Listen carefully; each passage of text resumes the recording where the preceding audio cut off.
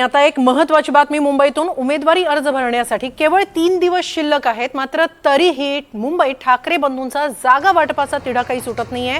दादर, माहीम, शिवडी, विक्रोळी, भांडूप, चांदिवली या मतदारसंघातील जागांवर तिढा कायम आहे आणि या मतदारसंघामध्ये किमान 2 ते 3 जागा मिळाव्यात अशी मागणी मनसेने केलेली आहे।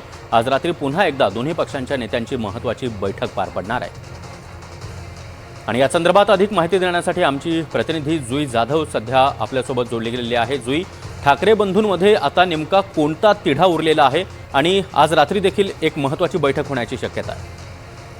अगदीच सागर, आपण पाहतोय ठाकरे बंधूंनी महानगरपालिका निवडणुकींसाठी युती तर जाहीर केली आहे, मात्र जागा वाटपाचा तिढा अजूनही ठाकरे बंधूंचा सुटलेला नाही। खरं तर उमेदवारी अर्ज भरायला अवघे 3 दिवस शिल्लक राहिले आहेत, मात्र ठाकरे बंधूंमध्ये अजूनही काही जागांमध्ये तिढा कायम आहे।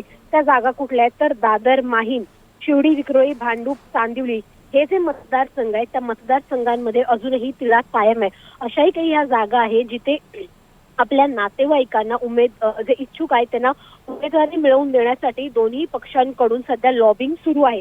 मात्र हा तिढा अद्यापही सुटलेला नाही। आपण आज पाहिलं की मातोश्रीवर आणि शिवतीर्थवर बैठका सुरू होत्या, मात्र आज रात्री पुन्हा एकदा नेते जे आहेत दोन्ही पक्षाचे ते भेटणार आहेत आणि हा तिढा सोडवण्यासाठी प्रयत्न करणार आहेत। खरं तर या मतदारसंघांमध्ये किमान 2 ते 3 जागा मिळाव्यात अशी मागणी मनसेने केली आहे। आता या मागणीकडे नेमकं बसून तिढा सोडवला जातोय आणि तो कधी याकडे सगळ्यांचं लक्ष आहे। नक्कीच जुई, धन्यवाद दिलेल्या या सविस्तर माहितीसाठी।